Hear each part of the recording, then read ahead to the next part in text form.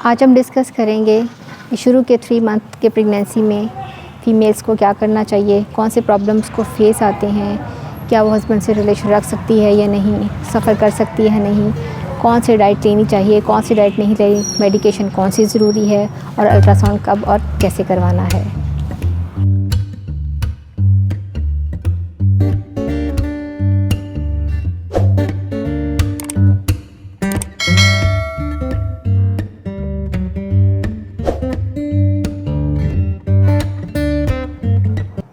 आज हम डिस्कस करेंगे कि हमल के जो पहले 3 महीने होते हैं वो किस भी फ़ीमेल को किस तरीके से गुजारना चाहिए।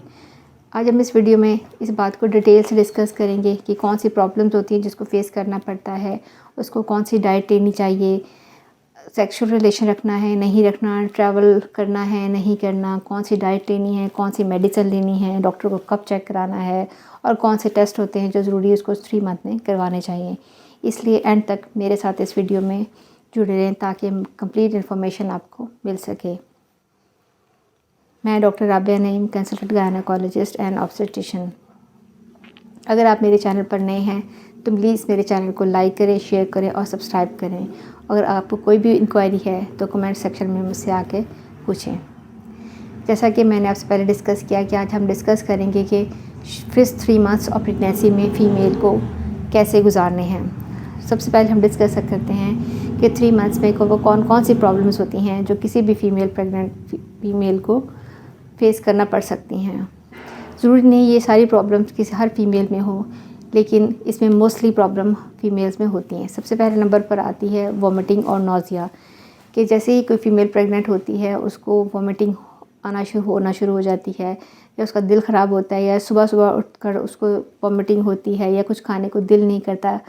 ये सब प्रॉब्लम्स प्रेगनेंसी के साथ रिलेशन है। इसका वजह होती है बीटा एसएचजी हार्मोन जो प्रेगनेंसी में रिलीज़ होता है, जिसकी वजह से उसको ये सिम्टम्स आती हैं।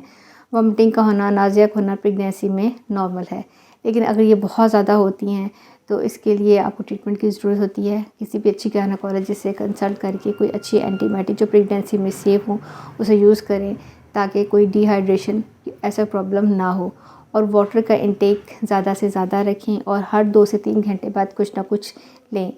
इस एहतियाती तदाबीर से वॉमिटिंग और नौजिया जैसी प्रॉब्लम को फेस करना आसान हो जाता है। दूसरा जो मेन प्रॉब्लम होता है जो फीमेल्स को प्रेगनेंसी में होता है कि उसको लोअर एब्डोमिनल पेन होती है या लो बैक एक होती है। लोअर एब्डोमिनल पेन फीमेल्स में इसलिए होती है कि प्रेगनेंसी में यूट्रस का साइज़ बढ़ रहा होता है, जिसकी वजह से जो उसकी साइड के लिगामेंट्स होते हैं उसमें स्ट्रेचिंग वाली पेन होती है।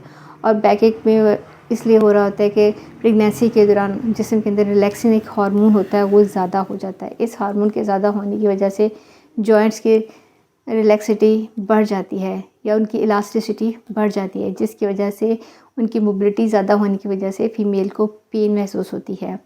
इन दोनों सूरतों में सिर्फ प्रॉपर रेस्ट करने से ये प्रॉब्लम बेहतर हो जाती हैं।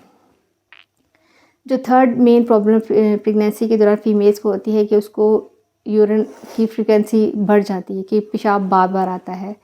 इसकी 2 मेन रीज़न होती हैं। एक तो हमल के दौरान क्योंकि किडनीज़ की ब्लड सप्लाई बढ़ जाती है, यूरिन नॉर्मल से ज़्यादा बनता है। दूसरा, जब यूट्रस बढ़ती है तो बसाना उसके साथ ही होता है, जिसकी वजह से उस पर भी स्ट्रेचिंग के इफ़ेक्ट्स आते हैं और जो यूरिनेशन की जो सेंसेशन है वो फीमेल को बार बार महसूस होती हैं। फ्रीक्वेंसी का ज़्यादा हो जाना प्रेगनेंसी में कितनी प्रॉब्लम नहीं होती, लेकिन अगर इसके साथ उसको पेन है या उसको बर्निंग मैच्योरेशन हो रही है तो उसको ट्रीटमेंट की ज़रूरत होती है। अदरवाइज़ सिर्फ वाटर इंटेक अच्छा रखें ताकि उसको डिहाइड्रेशन की प्रॉब्लम ना हो। इसके अलावा उस फीमेल्स को प्रॉब्लम होती है कि उसको जॉइंट्स में पेन होती है, ईजी फटीगेबिलिटी, जल्दी थक जाती है, सांस का प्रॉब्लम्स होते हैं। ये सारे प्रॉब्लम प्रॉपर रेस्ट लेने से, अच्छी डाइट लेने से बेहतर हो जाते हैं। अब हम डिस्कस करते हैं कि उसको प्रेगनेंसी के दौरान स्पेशली फर्स्ट 3 मंथ्स में डाइट कौन सी लेनी चाहिए। शुरू के 3 मंथ्स में क्योंकि बेबी भी बहुत छोटा होता है, उसकी कोई एक्स्ट्रा कैलोरीज रिक्वायरमेंट नहीं होती। सिर्फ अपनी नॉर्मल डाइट में डेली में सिर्फ 300 किलो कैलोरीज एक्स्ट्रा डाइट लेने से उसकी रिक्वायरमेंट पूरी हो जाती हैं। मेन बात है कि उसको लेना क्या चाहिए। प्रेगनेंसी के दौरान जो आपका डाइट है, जो आपकी खुराक है, उसका जो मेन पार्ट वो आपका प्रोटीन्स होना चाहिए। और उसके बाद आपकी डाइट में कार्बोहाइड्रेट्स और फैट शामिल होना चाहिए।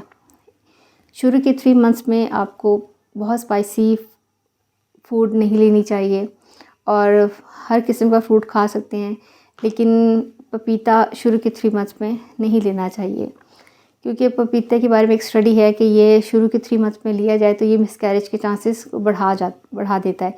इसलिए बेटर है कि पपीता को शुरू के 3 मंथ्स में नहीं लेना चाहिए।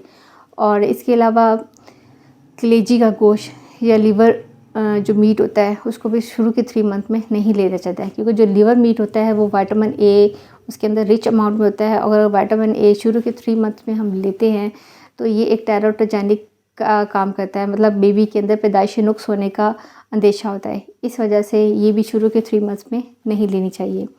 इसके अलावा वो जो लोग अल्कोहल लेते हैं, स्मोकिंग करते हैं, बहुत एक्सेसिव टी और कॉफ़ी का इस्तेमाल करते हैं, उनको एडवाइस है कि वो इन चीज़ों से शुरू के 3 मंथ्स में अवॉइड करें, क्योंकि ये वो टाइम होता है जब बेबी के मेन अज़ा बन रहे होते हैं, ऑर्गेनोजेनेसिस हो रही होती है। इसलिए अपनी डाइट में ख़ास ध्यान रखना चाहिए। बहुत ओवर ईटिंग नहीं करनी, नॉर्मल डाइट लेनी है, फ्रेश फ्रूट्स लेने हैं और पानी का इस्तेमाल मैक्सिमम रखना है और फाइबर डाइट लेनी है। फाइबर डाइट लेने से और पानी का इस्तेमाल ज़्यादा करने से ना तो कॉन्स्टिपेशन होगी और जो आपको वॉमिटिंग का मसला है वो भी ठीक हो जाएगा और डिहाइड्रेशन का प्रॉब्लम भी ठीक हो जाएगा। नेक्स्ट बात आ जाती है, 3rd नंबर पे आ जाता है कि जो फीमेल्स का क्वेश्चन होता है कि क्या हम सेक्सुअल रिलेशन रख सकते हैं जैसे भी प्रेगनेंसी हो जाती है। तो जैसे भी प्रेगनेंसी हो, सेक्सुअल रिलेशन कंट्रा इंडिकेटेड नहीं होते, आप अपने नॉर्मल रिलेशन रख सकते हैं। लेकिन अगर उस फीमेल को प्रीवियस बार प्रेगनेंसी लॉस होने की हिस्ट्री है या वक्त से पहले बच्चा पैदा होने की हिस्ट्री है या उसी प्रेगनेंसी में उसको ब्लीडिंग की हिस्ट्री है, तो उसको बेटर है कि वो इन 3 मंथ्स में सेक्सुअल रिलेशनशिप ना रखे। 4th जो इम्पोर्टेंट क्वेश्चन होता है कि क्या शुरू के 3 मंथ्स में हम ट्रैवल कर सकते हैं। ट्रैवल बिल्कुल कर सकते हैं, चाहे वो कार से हो, चाहे वो ट्रेन से हो, चाहे वो एयरलाइन से हो, कोई भी हो रूट हो, आप ट्रैवल कर सकते हैं।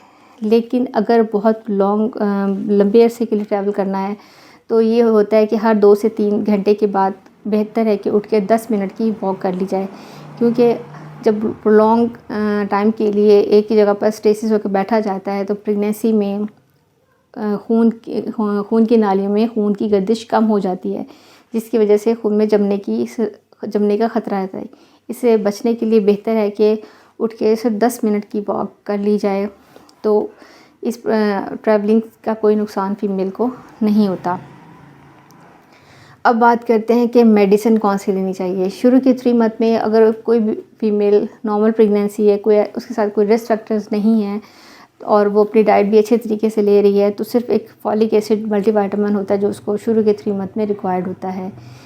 डेली बेसिस पे देखा जाए तो सिर्फ 300 माइक्रोग्राम फॉलिक एसिड रिक्वायर्ड होता है बेबी की डेवलपमेंट के लिए, जिससे बच्चे के अंदर जो न्यूरल ट्यूब डिफेक्ट वो नहीं होते। लेकिन अगर कोई फीमेल डायबिटिक है, हाइपरटेंसिव है या उसको एपिलेप्सी है या और कोई मेडिकल डिसऑर्डर है, तो उसको फॉलिक एसिड की रिक्वायरमेंट बढ़ जाती है। ऐसे फीमेल्स को daily 500 milligram per day folic acid required होती है फॉर नॉर्मल बेबी डेवलपमेंट के लिए, क्योंकि फॉलिक एसिड एक ऐसा मल्टीविटामिन होता है जो रैपिडली ग्रोइंग सेल्स के लिए बहुत ज़रूरी होता है। और प्रेगनेंसी एक रैपिडली ग्रोइंग फेज़ ही होती है जिसके अंदर बेबी के अंदर सेल्स बड़ी तेज़ी से डिवाइड हो रहे होते हैं, बन रहे होते हैं, और इसलिए फॉलिक एसिड शुरू के 3 मंथ के लिए अशद ज़रूरत होती है। अब हम बात करें कि मेडिसिन इसके अलावा कौन सी मेडिसिन चाहिए होती है। अगर कोई फीमेल है जिसको अगर डायबिटीज़ है, हाइपरटेंशन है, एपिलेप्सी है या थायराइड डिजीज़ है या कोई भी मेडिकल डिसऑर्डर है, तो उसको चाहिए कि अपनी जो मेडिकल डिजीज़ है उससे रिलेटेड अपने डॉक्टर से कंसल्ट करे और उसको भी साइड बाय साइड कंट्रोल रखे, ताकि उस बीमारी की वजह से उसकी बेबी की ग्रोथ पर कोई असर ना हो। अदरवाइज़ नॉर्मली एक नॉर्मल प्रेगनेंसी में शुरू के 3 मंथ में जस्ट फॉलिक एसिड ही रिक्वायर्ड होती है। नेक्स्ट हम बात कर देते हैं कि आप जब फीमेल प्रेग्नेंट हो जाती है उसको डॉक्टर के पास कब विज़िट करना चाहिए। जो पहला विज़िट है वो आइडली फीमेल्स को 6 वीक तक कर लेना चाहिए। 6 वीक पर जो उसका स्कैन हो जाना चाहिए। जो 6 वीक का स्कैन होता है वो बहुत इम्पॉर्टेंट होता है। उसके बेसिकली 4 फ़ायदे होते हैं। एक तो प्रेगनेंसी कंफर्म हो जाती है, दूसरा साइट ऑफ प्रेगनेंसी कंफर्म हो जाती है कि प्रेगनेंसी जो उसकी यूट्रस के अंदर ही है, बाहर तो नहीं है। ट्यूबल एक्टोपिक प्रेगनेंसी का रिस्क भी रूल आउट हो जाता है। फोर्थ, बेबी की ग्रोथ स्टार्ट हुई या नहीं हुई। और जो इसके अलावा प्रेगनेंसी 1 है, 2 हैं, मतलब ट्विन प्रेगनेंसी भी इसी टाइम पर कंफर्म हो जाती है। इसके जो 6 वीक का स्कैन होता है। नेक्स्ट उसको हमने दूसरा स्कैन उसको करवाना होता है, वो हमने 13 वीक पे या 12 to 13 वीक पे करवाना होता है। इस स्कैन में क्या बच्चे को देखते, इसमें बच्चे की जो क्रोमोसोमल एबनॉर्मेलिटीज़ होती हैं उसके लिए स्कैन किया जाता है। इसमें बच्चे की जो गर्दन की मोटाई चेक की जाती है, जिसे हम मेडिकल लैंग्वेज में नकल ट्रांसलूसेंसी कहते हैं। एक क्रोमोसोमल डिसऑर्डर होती है जिसे हम कहते हैं डाउन सिंड्रोम, ये उसको रूल आउट करने के लिए करवाया जाता है। दूसरा, इस टाइम पर जो स्कैन किया जाता है, एक तो बेबी की ग्रोथ को भी मॉनिटर किया जाता है, दूसरा ये डेटिंग स्कैन होता है कि इस पर डेट्स कंफर्म हो जाती हैं कि, और इन्हीं डेट्स पर फर्दर उसकी डेट दी जाती है। टोटल उसकी जो पीरियड ऑफ जेस्टेशन उसको कंफर्म किया जाता है। लास्ट ऑफ ऑल कि शुरू के 3 मंथ में कौन से ब्लड टेस्ट हैं जो फीमेल को करवाने होते हैं। शुरू के 3, अगर तो वो फर्स्ट टाइम प्रेग्नेंट है, उसके पहले कोई टेस्ट नहीं हुए, तो जो बेसिक बेसलाइन टेस्ट हैं वो हमें करवाने होते हैं। इसमें हमारा ब्लड ग्रुप शामिल होता है, कंप्लीट CBC होता है जिसमें उसकी हीमोग्लोबिन टेस्ट किए जाते हैं, और हेपेटाइटिस B और C और specially blood sugar level check किए जाते हैं। ये बेसलाइन टेस्ट होते हैं जो हमने फ़ीमेल के करवाने होते हैं जैसे ही उसको प्रेगनेंसी कंफर्म होती है।